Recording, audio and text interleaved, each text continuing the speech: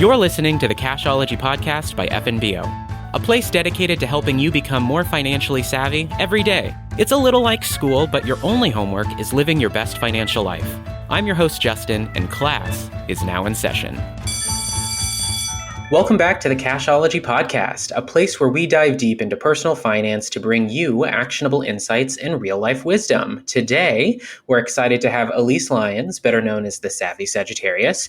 Elyse is well known as the queen of the no-spend month, but she is also a meal planning master, and she's here to share how this simple practice can transform your finances. Elyse, welcome to the show. Thanks so much for having me. Yeah, thanks for coming back. It's round 3, so I'm glad you stuck out this far, right?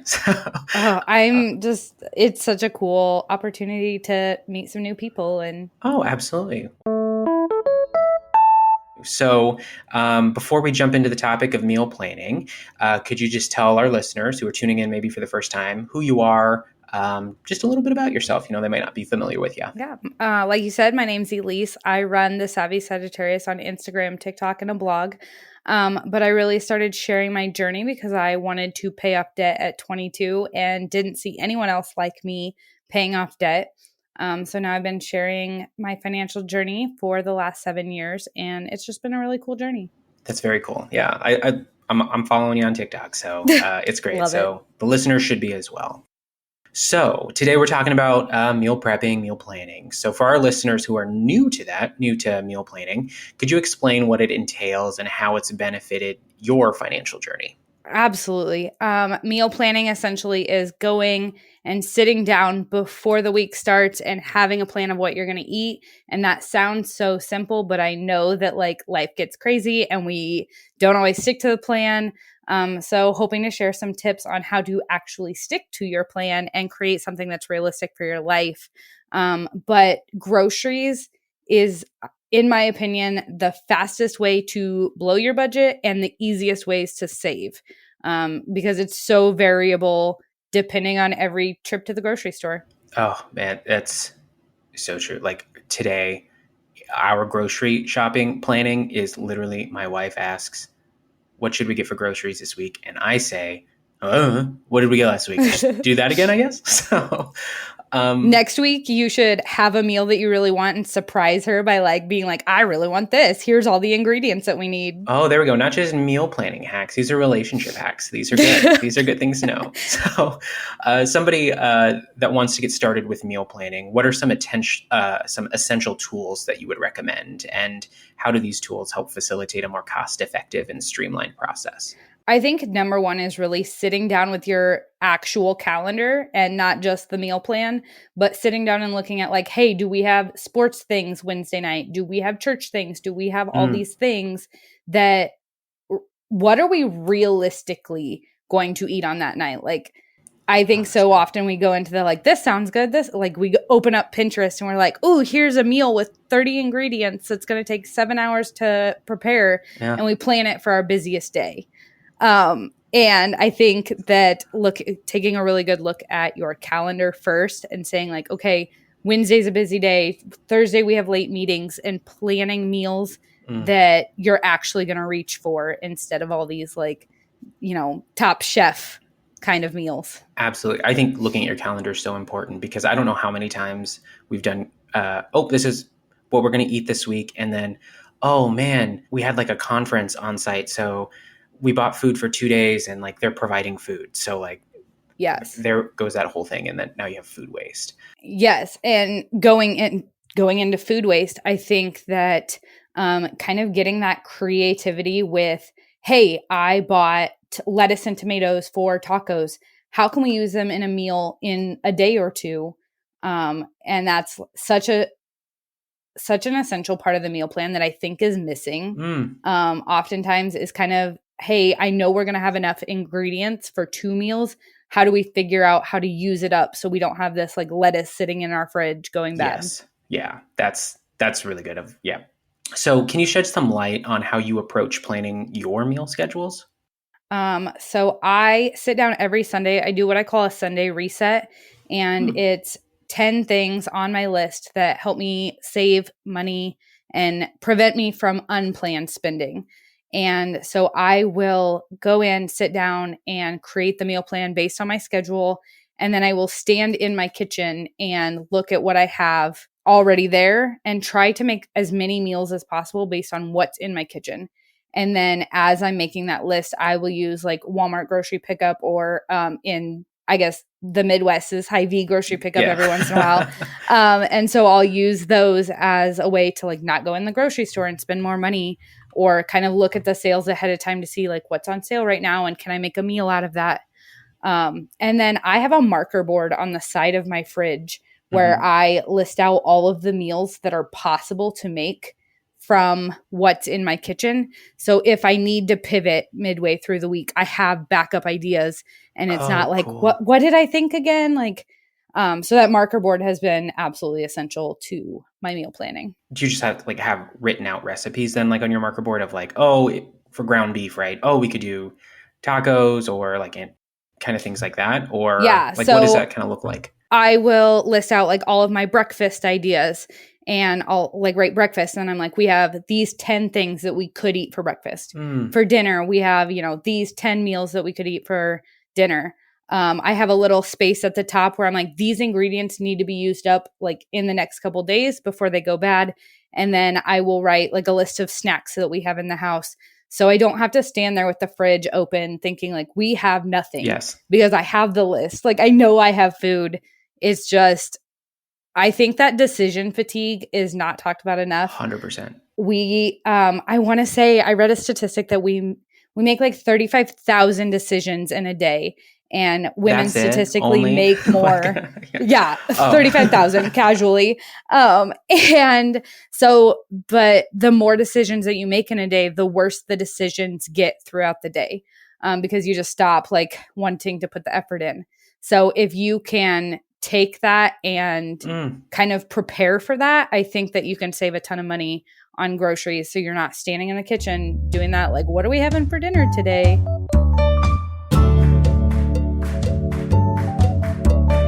So can I ask then, do you like have a go-to way to prep food? So I know when we started meal prepping, all the rage was like crock pots, like 3 years, like, oh, get a crock pot it. And then we would do that. We would make meals in bulk. And then it's like, oh, we're just eating shredded chicken all week because we made enough to feed a village. And so like, do you have like a pretty standard, or do you kind of like just cook as you go throughout the week? I will do like a combination of it. I'm lucky that I work from home, so I do get to throw things in the crock pot at like 10 a.m. Nice. So if I know that I have like a late meeting, I will throw something in the crock pot because I'm running to daycare, running back. And the chance of me picking up takeout on the way back, if I don't know what's for dinner, it's happening. Yep. So I do use my crock pot, and I have used Pinterest to come up with like more than shredded chicken. Oh, okay. But I will also do the shredded chicken and leave it like pretty basic, salt, pepper, garlic. And then you can, throughout the week, if you have the bulk shredded chicken, you can add salsa and cheese to it one night. You can add marinara to it another night. You can add barbecue to it another night. And so you can kind of have a very different meal. Never thought of that. Yes. The sauces are the key. Oh, never thought. That's like, so now that you've said that, I'm like, duh. That's like, if you can kind of focus on 1 or 2 meats a week and then like change the other things, I think that is like the best way to get like a meal plan that is going to work for you for the week. Oh, I'm like writing that down. I can't believe that's like so basic that's genius. I really figured it out when I was military, and so I was trying to like maintain my weight, not eat out a bunch. And one of the other guys that's like, I eat chicken and rice for 7 days a week, every single meal, 3 times. And I was like, how do you not get bored? And he's like, oh, I just changed the sauce. Like sometimes it's salsa, sometimes it's barbecue, sometimes it's marinara. I'm like, that's genius. Yes. Like, that's so smart. Okay. So you're a parent. So do you have any particular advice for parents, maybe, or even specifically for those that have picky kids? I have been blessed with the least picky eater in the whole world. And I know that there's kind of a difference between picky and then like sensory issues too. So like, I want to kind of highlight that like if there is a sensory issue, then it is not necessarily like this advice is not going to apply. But I just made my kid what I was eating since day one. Okay. My kid's favorite food is sushi. That's an expensive habit that I'm going to regret later, but we'll be in the grocery store and he's like, sushi. And I'm like, okay, how many 3-year-olds are getting excited about sushi? But so I have been really lucky with that. However, I do normally have, some backup foods on hand. I always have peanut butter and jelly. I almost always have some kind of chicken nuggets or something in the fridge. And then I will prep all of my fruits at the beginning of the week, like right after I buy them. I will wash and cut anything that that's like fruit or veggies. And I will give him like fruit or veggies right before the meal. So that like that period when you're in the kitchen cooking and he's like, I want a snack. And you're like, I'm making dinner. I just put out fruits and veggies as like the appetizer. And he almost always eats them for that appetizer because that's what's available. I think I just realized my wife probably sees me as a 3-year-old child. Sometimes when she's cooking, I'm just like, ooh, I want a snack. So Lauren, if you're listening, you just need to get prepped fruits and vegetables, and that's what you can give me. And so I'm not eating junk food while I wait for dinner. Or I saw a post on TikTok that had like the like old style veggie trays with the different compartments. Yeah. And they just prepped a veggie tray and a fruit tray every single week. And then it was like out, they put it out, they would put it back in the fridge. Oh, that's cool. But at the end of the week, they would make like a fruit salad or a veggie stir fry with it, with whatever was left. So they're still using up that fruits and veggies that was in the tray if there's anything left.